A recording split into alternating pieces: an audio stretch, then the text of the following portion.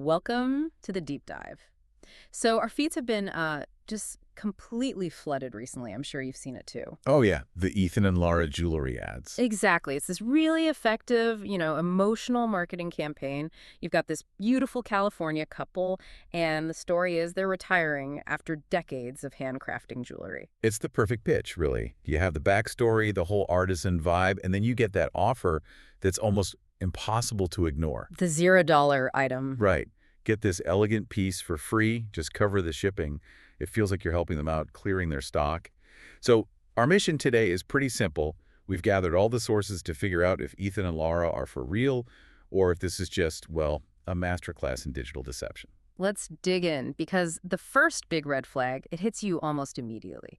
The website claims they've been operating since 1996. Almost 30 years of history. So if that's true, why is there absolutely no digital footprint? Nothing. And that's the core problem, right? The domain name itself, it's only a few months old.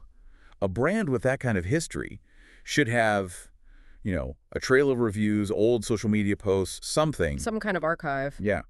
But this brand has zero evidence of a past life. It really suggests that 1996 date is just fiction. It's there to make it feel legitimate. Okay, so if the history is probably fake, what about the people?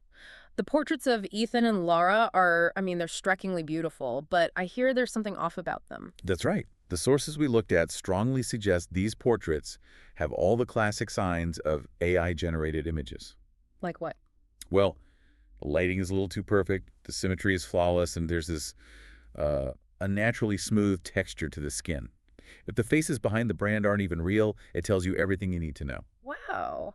That's genuinely shocking. So if the founders are a fabrication, we have to assume the product value is too. Let's talk about that model, the $0 product plus high shipping. What's that really hiding? It's the biggest giveaway of a mass market operation, that high shipping fee. It isn't a fee, it is the price of the item. It's just cleverly hidden, and that's directly connected to drop shipping. Can you just quickly define drop shipping for us to be crystal clear? Absolutely. It just means the seller, Ethan and Lara, never actually holds the product. They're just a middleman. They take your order, your money, and funnel it straight to a manufacturer overseas. Who then ships it to you? Exactly. Which completely contradicts the whole handcrafted in California story. And the result of that is, well, poor quality, right? We're seeing reports from people getting items that are flimsy, made of thin metal, or even plastic. They tarnish right away.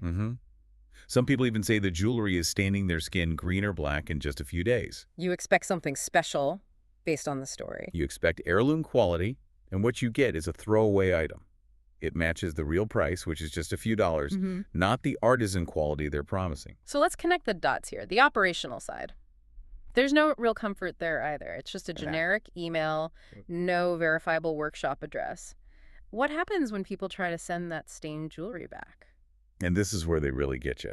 The return policy is basically impossible. You have to pay these big restocking fees, and then you have to ship the item back overseas at your own expense. Which would cost more than you paid in the first place. Of course. It makes getting a refund completely pointless. So this isn't a one-off thing. Ethan and Lara fits into a broader kind of predatory pattern. It really does. It's part of a whole cluster of almost identical websites. They all use the same template. Right. The emotional retirement sale, the AI founders, the $0 product hook.